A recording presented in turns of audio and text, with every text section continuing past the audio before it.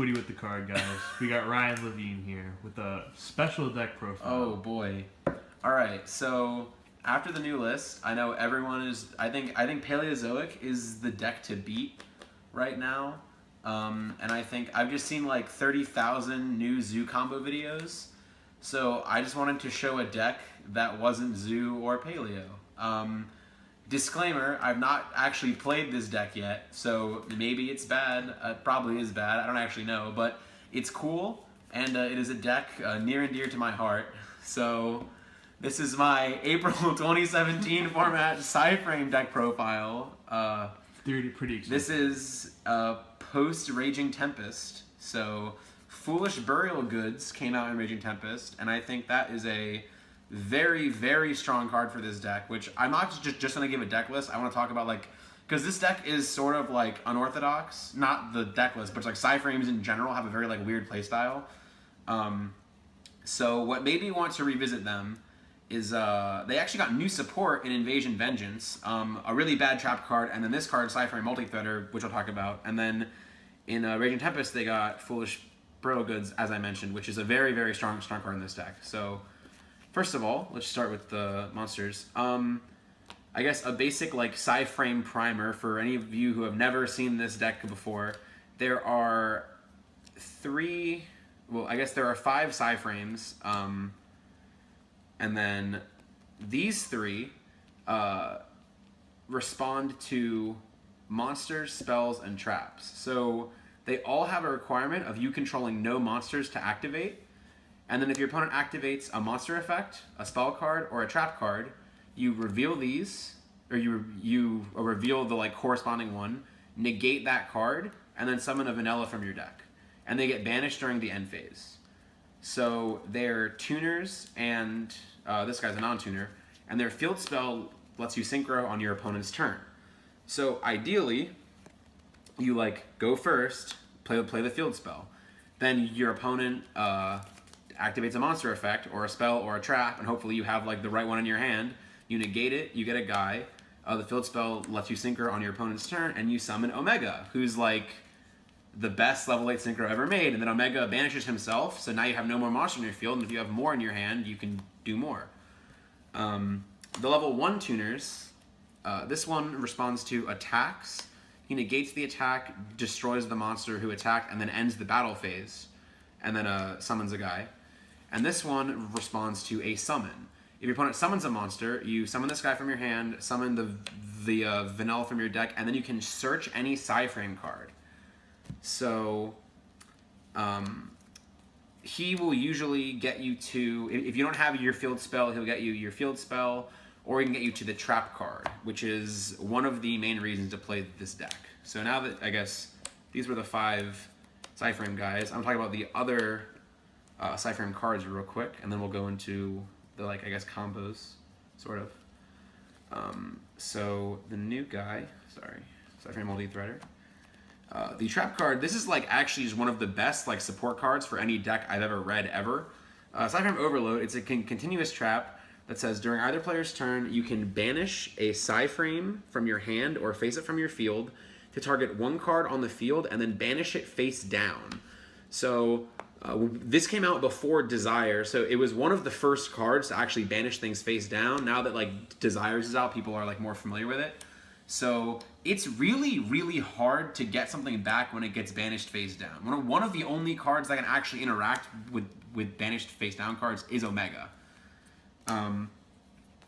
So this is just like, if you don't have access to the field spell, then you just banish the guys you summon with the tuners, and you just basically negate something, then your trap will banish one of your monsters and then banish more cards in their field until eventually you grind them to no cards, is the theory. And then Multi-Threader has 2 effects. The most important one is a hand trap effect where you can discard him to prevent one of your PSYFRAME cards from being destroyed. And this is not an effect that activates. It is it's a continuous like effect.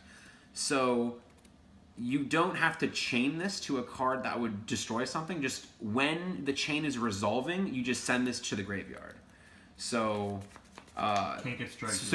So if your like Omega gets striked, you can just discard this when Striker resolves and Omega lives. Like if they twin your field spell, when twin resolves, you just discard this so it lives. And you can search this off of your alpha.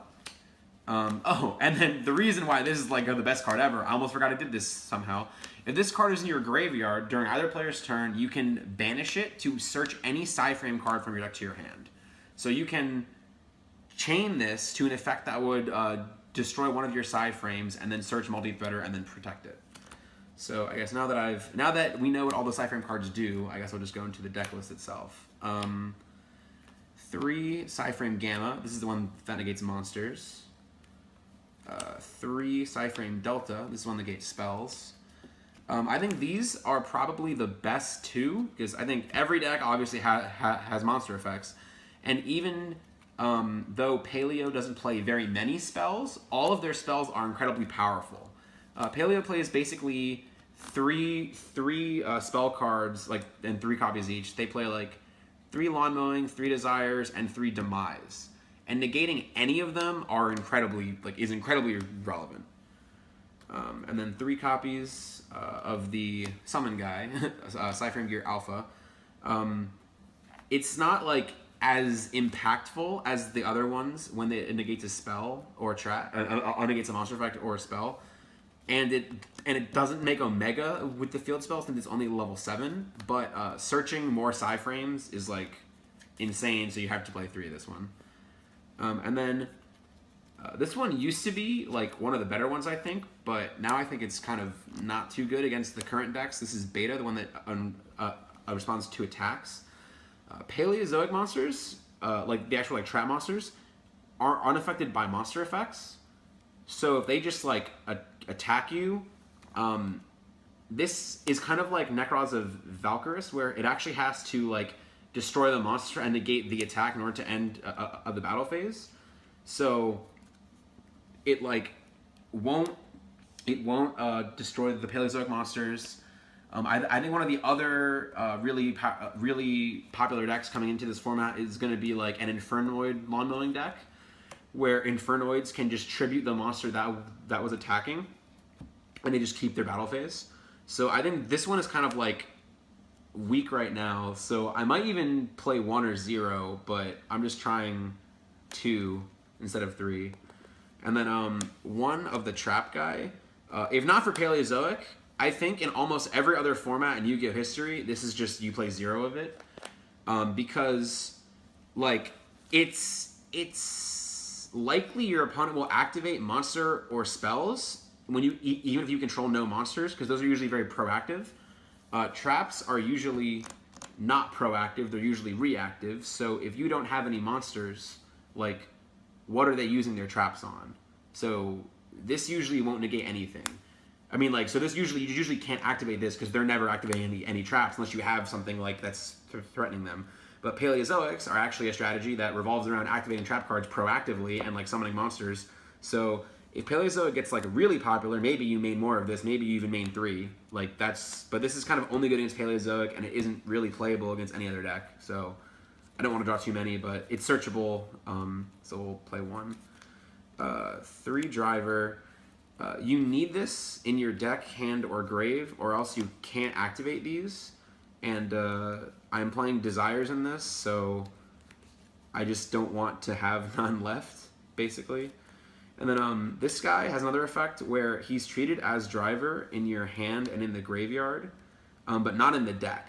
So if these all get banished off of your Desires, or if you Desires banish like 1 or 2, and then one just gets banished like through these guys' effects, then you're kind of stuck until you hard draw these. So I think you need like a lot, basically.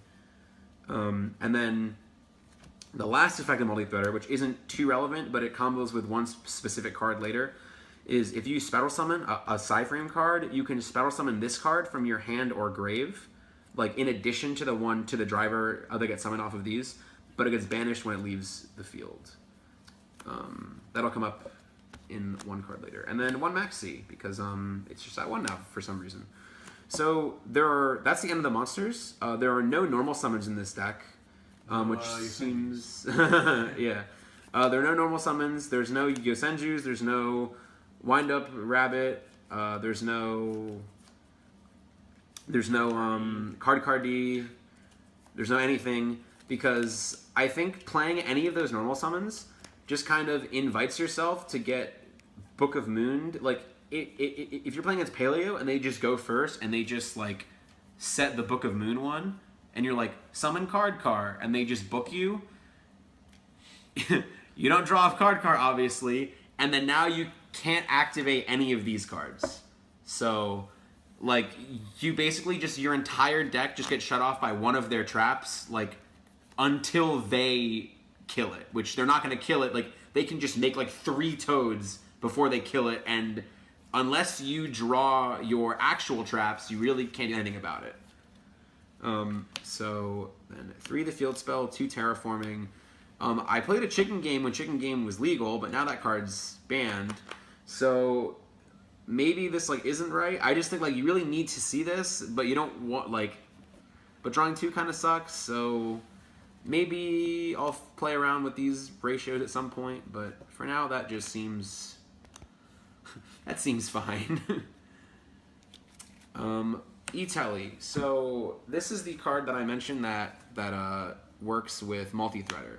So this is kind of like the one, I guess this is one of the only like proactive cards, is like after you've used this to save one of your PSY-Frames, you can just basically at any point E-Telly out a PSY-Frame, and then this guy can activate from the graveyard and summon itself, and then you can just synchro for Omega.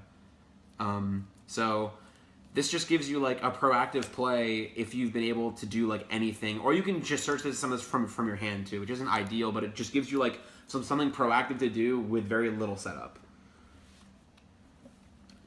And then this is kind of like why I think this deck is like maybe viable right now.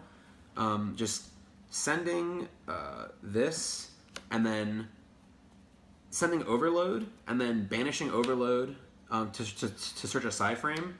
And then the other thing, I guess, that what makes this card absurd is if you can ever stick an Omega, then every standby phase, you can just keep putting this back in your graveyard and then just keep banishing it. So every turn, you just get a free PSY-Frame, which just negates something. And if you can protect your field spell with multi-threader, it's just every turn, you're getting a free PSY-Frame card, which is just another Omega. Which you can use immediately because Omega returns to the grave, doesn't send it to the grave. So the clause of not being able to use the turn you send it does not apply. Yes. So Omega can put this back, and then you can kind of just like let it sit in your graveyard until they do something that kind of like telegraphs what kind of effect they're going to use. Something that I was not very good at doing when I first started playing this is like I would just get very like, I would banish it, search like Gamma, Omega, put it back, and I was like, just search the spell one. You know, I got very like antsy, like I just wanted value out of this. But you can kind of just like let it sit there, and then if they like play anything that would like lead itself to, like if they like summon swap and like send like Ronin Toad in, you just like, okay, banish, search the one that negates monsters. Then when they activate Ronin Toad in, you negate it. Like, when you have this, you just have like so much control. Like you can just limit what they can do to like such an insane amount that like, if you can establish Omega Overload and resolve this like 2 or 3 times, you probably just win. Which is what like one of the biggest problems I had with this deck was that like getting Omega wasn't that hard, but getting this in grave was. But now we just have a card that does it for free. He just sends it from your deck to the graveyard. So that's insane. Then 3 Psychic Field Zone. So this card is like Miracle Fusion. I guess it's like Parallel World Fusion, but like for synchros, you target you target a banished Psychic Tuner and a banished Psychic Non-Tuner, put them both back in the graveyard, and then summon a Psychic Synchro from your extra deck. So you usually will summon Omega, but you can also summon, I guess I'll go into the extra deck later when we get there, but you can get the level 7 PSY-Frame Synchro, and then Omega, and then a couple other things. 2 Desires. This might turn into 3, this might turn into 0. Kind of depends, like, banishing an Overload off of Desires is another way that if you can just stick an Omega, Omega can put face down banished cards back, so you can, if you just get lucky and you banish this off of a Desires, and then Omega can just put it back, and that's just like your win condition again. But if you banish, like the problem I have with Desires in this deck is if you banish too many of your drivers, then you literally turn like 15 cards of your deck into blanks, which is just like a little bit too much. So then for the traps, 3 PSYFRAME Overload. This is just like the best card ever printed for any deck. 3 Solemn Strike, Solemn Warning, and then 1 Breakthrough Skill. So Breakthrough Skill is just like another card you can get value out of with your Foolish Burial Goods. Another option would be like Lost Wind, but I think this is better than Lost Wind right now, because I think Breakthrough Skill matches up very favorably against Toad.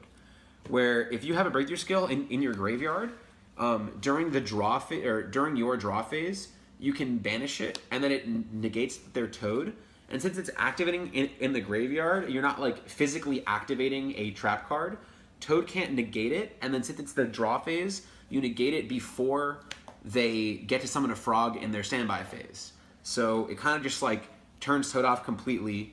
Like I guess like in this deck, you're usually not doing a whole lot on your turn, but stopping them from getting that frog is actually like pretty crucial. And then you just hopefully will like be able to answer it with one of your like you'll hopefully be able to just like do something productive with one of your synchros. Maybe just like if you're floating an Omega, you can just attack over it. But because this deck's really only way to get over Toad in the main deck is, I guess, like these, and then just like attacking it, and Dupe Frog kind of like hampers that a lot. So just stopping them from getting a Dupe Frog is really important. There's no barrier in this deck because this deck doesn't like. I guess first of all, I think with Zoo being weakened, maybe Zoo is still absurd. Maybe Zoo is still the best deck, and then you'll still play against like 10 Zoos in a row at a tournament, and then you want barrier. But I feel like for the time being, I don't think barrier is too good against Paleo, and that's what I expect to play against a lot. I don't think it's very good against the Infernoid deck either. And also, this deck just kind of like usually doesn't apply a lot of pressure. So when you barrier and then their turn ends or they can't exceed, they just pass. Then it's your turn again, and you don't really do anything, and you just kind of pass back to them. And you kind of want them to do like to do plays. And you actually want them to try to do something because do something with because all of your cards require them to be doing something, or like most of your cards require them to be doing something. So you making them not do anything doesn't really help you, because then you just pass, because then they pass, then you pass, then they just succeed, and then it doesn't matter. Yeah. So that's the main deck. I guess when we get into the extra deck, so 3 Omegas. You could easily play this deck with 2 Omegas. I just happen to own 3, so I'm putting 3 in here right now. The extra inside are like, I guess none of this deck is like set in stone. I'll probably change a lot of it. 2 PSYFRAME Lord Zeta. This is like this is Omega's little brother. He's a lot worse than Omega, so that's why you don't really see him. You know, you see like Omega popping up in all these like combo decks, but Zeta is kind of not as good. You can banish an opponent's attack position special summoned monster until your next standby phase. So yeah, he's just kind of, and then he doesn't have Omega's effect where he like puts a banished card back. But his Grave effect, he adds us. Yeah, he puts himself back in the extra deck, and then he adds a PSYFRAME from your graveyard to your hand. So his Grave effect is insane, but he's just like he's okay. And then 2 Black Roses. Apologize for the proxy, but I only own 1. 2 Black Rose Dragons, and now the reason for this is usually I used to only play 1, but with multi-threader, there's a cool thing you can do with Black Rose now. So I want to play 2 because it actually will come up a lot. Is if you have the field spell and then they summon a monster, you can summon Alpha. Alpha will summon Driver, then Alpha can search multi-threader. Then you can synchro into anything.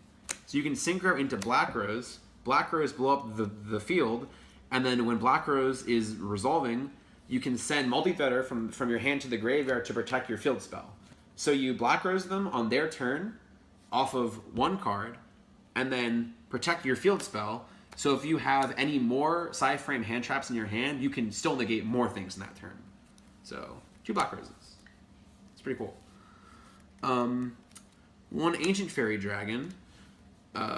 This is just like, the extra deck was very loose, so I just wanted to think of anything that would come up in like very like niche situations.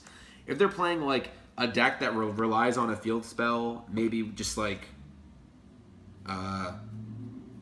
ABC or something, and then you can get off like the E-Tele into multi-threader thing, it gives you access to a level 7 that can like pop their field, like pop their Union Hanger, like get your guy, get your field spell, and they can also Spectral Summon a level 1 from your hand, and then you make Omega. Not Crystal Wing, because summoning monsters that don't leave the field doesn't really help you too much in most scenarios. So then for the rest of the level 8s, Thought Ruler. I play Thought Ruler as one of my level 8s because you can summon it. It's a Psychic type, so you can summon it off of Psychic Field Zone. And this guy is one of the very first Sinkers. He came out in like Duelist Genesis, which is like the first set Sinkers came out in. So he's an oldie but a goodie. If a Psychic you control would be targeted by a spell or trap, you can pay 1,000 life points to negate it. So if you just like summon this against Paleo, they have a really hard time getting over it. Like really hard time. So if like if you're just gonna need to wall up and like you don't, and they have just like a lot of back row, and you know that your Omega like won't walk, you can just make this and just like sit on this till you get something better, I guess. And it also disrupts the chains a lot. Like if because the Paleozoics have to be activated directly in response to trap, so you should negate it, and then you render all like their ones engraved, pretty much useless. Yes. Then for other level 8s, Scrap Dragon, because this one can like, it's removal, and it can also get itself off the field. So you make Scrap Dragon, then you can pop itself and pop one of their cards, and then you feel this clear again. Like this basically, you just like, the only times you want to have a not clear field are when you're making something like they have to answer, or something that will like just win the game. So Scarlight, Red Dragon Archfiend, if something absurd happens and you just need to kill them, like, okay, I guess play this. And then this is an interesting one. I actually don't have this card, so I made a proxy as well. Angel of Zera. So this came out in like Judgment of the Light. This has been it's a very like underplayed level 8. It gains 100 for each of your opponent's banished cards. So if they just like desires one time, it's at 38. And then if it gets banished, you summon it back during the next standby phase. So Paleo has a really hard time killing this also. Where you can just like summon this. If they desires, it'll be 38. If they've used Ronin Totem on top of that, it'll be 4, like 4,000. You know, it'll be around 4,000. And the best out to this is like the like Karmic is what's it? Dynamascus. Dynamascus. Yeah, to banish it, and then it just like comes back unless they have Strike again or something. Also against Infernoid. They have to Anunku it. Because they basically they literally have to Anunku it because they can't attack over it with anything, and then they they try to Seismic banish it, it just comes back. Another thing is that when you use the PSYFRAME trap, you can usually get it up to at least 3,000, which is actually a pretty important barrier. Like right now in this format, like Also, because anything you banish off of these also count for this. One thing I wanted to mention, I don't know if I mentioned it already, just want to make sure. Omega can also put this back in your graveyard, now that I'm thinking about it. So that's another reason why I just like play one, is Omega can just cycle it. But alright, this is the one, just like, my extra deck was like 12 cards, so this is just like a throwaway. This is just a level 9 Psychic that you can summon off of a Field Zone if your math gets a little bit weird. If you somehow have to banish a Zeta with the trap, and you need to get it back in grave, you will hopefully have a level 1 tuner. You should just make Omega. But if you have a level 2 tuner, you just put this back. And he's just like really big. And then he has some other effect where you like banish your psychics from your graveyard, and then when he dies, you summon the guys that were banished. But like this is never. They're usually killing this. This doesn't break itself. This is guys just dying. This was resolving 2 years ago. Not so much. Yeah, this is just so you can do 2 plus 7. I feel like Hyper Psychic Blaster's also level 9, but I don't know what that card does. So so maybe this card's better or worse. Okay, so Mecha Phantom Beast Draco Sack. This is another trend here, another monster that removes itself from the field. So if somehow you're ever just like floating 2 Zetas, which like has happened to me several times, if you just have 2 Zetas that are just like coming back, and you really want them in the graveyard to use their grave effect, so you can add back your PSYFRAMEs from grave. You just made Draco Sack. Do not summon tokens. Just tribute it. Pop a card on their field. Now your field is clear, and you get to put these back in your extra deck, and then add 2 PSYFRAMEs from your graveyard to your hand. How nifty is that? Then 1 rank 8, which is number 23, Lancelot, Dark Knight of the Underworld. So this is basically, you should not ever make 2 Omegas into a rank 8. This should never happen. However, this guy basically he attacks directly, and once per turn he negates the first effect that activates. So if you're like in time and just have 2 Omegas floating, and you just like can't just 2,000, and they probably can't stop it because it negates anything. So, and this deck will probably go into time a lot because this deck is pretty like slow. People will read a lot People of cards will read of the 40 cards in your deck. People will probably have to read like 32 of them. Yes. It's pretty bad. So this guy is literally just for time, just in case. But you'll hopefully never have to make him. All right. So this is basically just like a random assortment of side deck cards that I think like might be okay. Epsilon. I actually only own 2 of this card somehow, but this shouldn't be here. This should just pretend this is 2 more of the trap guy. So against Paleo, you put 2 more of this guy in and just like hope you draw it. Lancia for, I guess, Infernoid. This actually seems pretty good against Infernoid. Invoked too. And Invoked, yes. Pretty good against But this deck seems like has a good matchup versus Invoked as it is. Yeah. A lot of just you just negate Aliaster with Gamma. Yeah. Lava Golem for Toad, because there are no normal summons in this deck, so the clause that says you cannot normal summon or set will never matter, because you can't anyway. Maxi. Oh, alright, got me there. Yeah, so this tributes the Toad and the Dupe Frog, and then Dupe Frog misses timing because it got tributed. So then you hopefully can just, like, you can actually Lava Golem them, and then if their Toad activates to add a water monster back from their hand, then you chain Gamma, negate it, and then you make Omega. And since it's on your turn, you won't even need the field spell. You can just do it. 3 twins. I kind of want to main these, but I have no idea what I would cut to main them. But maybe I'll figure that out sometime soon. But these just seem like good. So, Regeki, it just seems like good also. I don't know. Torrential. I actually really want to main this, like, to the point where I might just put this in my deck and just play 41 and just see what happens, because you're not really ever summoning many monsters that stick around. This is pretty good against Paleo. When they start, like, summoning all their guys, you just kind of torrential them and they just lose everything and they all get banished. It's a pretty good card. Just Breakthrough Skill, because I don't know what else to put in this side deck. Imperial Order, because this card's unbanned for some reason. This is not the effect it has anymore, but I don't know why this card is. It's still pretty good. But negating this is really bad for you. So maybe you just don't play it. We'll see. And then 3 Wiretap. I think this is the only one that I'm almost like 100% sure will just like be in the side deck or in the main deck. No, probably not. Basically, with this deck, their traps are usually not activating on your turn, because as I mentioned earlier, like traps are usually like reactive, so they're gonna usually use traps on their turn when you're trying to use your PSYFRAME guys.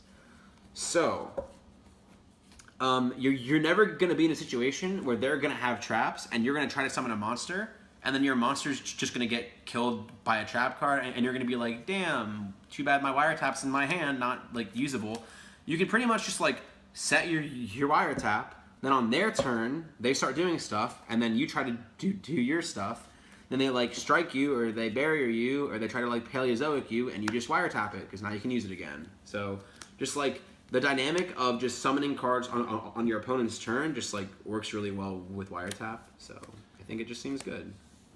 All right, cool. So that was my very long PSYFRAME tutorial / deck profile. April 2017 deck profile. Not seen the light of day since 2015. Since 2015, I have not played this deck since October 2015. So I apologize if the list that I just presented is the most unplayable pile of garbage that's ever been seen on the face of the earth. But hopefully I'll be able to play this against something in the next week. And if something drastic happens, then I will have Kyle. Might book a last minute flight to Denver. Yeah, might have Kyle add a comment, an apology letter. But any shoutouts? YGO Singles. Use the promo code TCGs5 for 5% off your next order. That is YGOSingles.com. A couple cards in this deck are from YGOSingles.com, so I can speak personally to their quality. You order things on Tuesday, and they get there from New Zealand to America by like Thursday. It's crazy. Shout out to Affinity Accessories. Shout out to the card guys. Ultimate Guard. All that good stuff. All right. Thanks, Ryan. Thanks. Bye.